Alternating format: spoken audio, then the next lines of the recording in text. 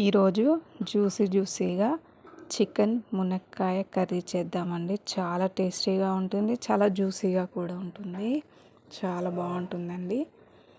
ముందుగా రెసిపీలోకి వెళ్ళిపోదామండి. నమస్తే friends, welcome back to Suma blogs. ముందుగా పల్లీల్ని వేయించుకొని ఇలా ఫ్రై చేసుకున్న తర్వాత మిక్సీ పట్టి పక్కన పెట్టుకోవాలండి. మిక్సీ పట్టి పక్కన పెట్టుకున్న తర్వాత స్టవ్ మీద ఒక గిన్నె పెట్టుకొని దాంట్లో ఆయిల్ వేసుకోవాలి. ఆయిల్ వేసుకున్న తర్వాత పచ్చిమిర్చి, ఉల్లిగడ్డలు గిట్లా అన్నీ కట్ చేసి పెట్టుకోవాలండి. ఇవి వేసేసుకోవాలి. పచ్చిమిర్చి, ఉల్లిగడ్డలు వేసేసుకున్న తర్వాత కొద్దిగా ఫ్రై అవ్వాలి. మంచిగా ఫ్రై అయిన తర్వాత కొద్దిగా మగ్గిపోవాలి. మగ్గిపోయిన తర్వాత మునక్కాయలు వేసుకోవాలండి. మునక్కాయలు వేసేసుకొని మునక్కాయలు కూడా మగ్గిపోయిన తర్వాత టమాటోలు వేసుకోవాలి. టమాటాలు వేసుకొని టమాటా అంతా మగ్గిపోతుంది కదా, తర్వాత చికెన్ వేసేసుకోవాలండి. చాలా ఫాస్ట్గా కూడా అయిపోతుందండి కర్రీ ఇలా చేస్తే. ఇలా వేసేసుకున్న తర్వాత అంతా కలిపేసుకోవాలండి. అంతా మంచిగా కలుపుకున్న తర్వాత స్టిమ్మింగ్ని చేసుకోవాలి. సాల్ట్ వేస్తే తొందరగా చికెన్ ఉడికిపోతుంది, అన్నీ ఉడికిపోతాయండి.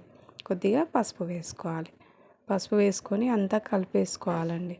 అంతా కలిపేసుకున్న తర్వాత అల్లం వెల్లుల్లి పేస్ట్ కూడా వేసుకోవాలి.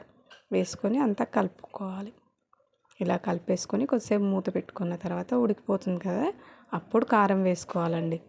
కారం వేసుకున్న తర్వాత నేను 1.5 వేసాను.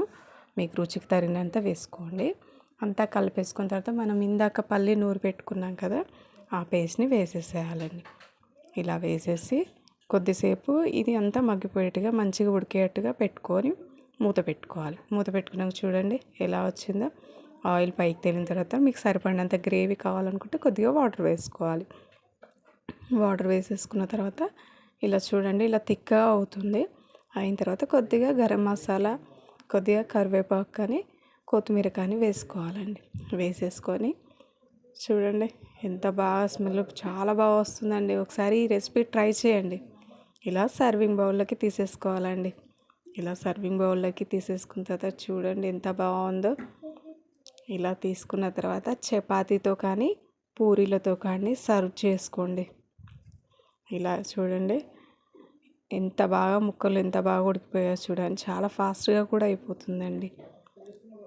చపాతీతో చాలా టేస్టీగా ఉంటుంది.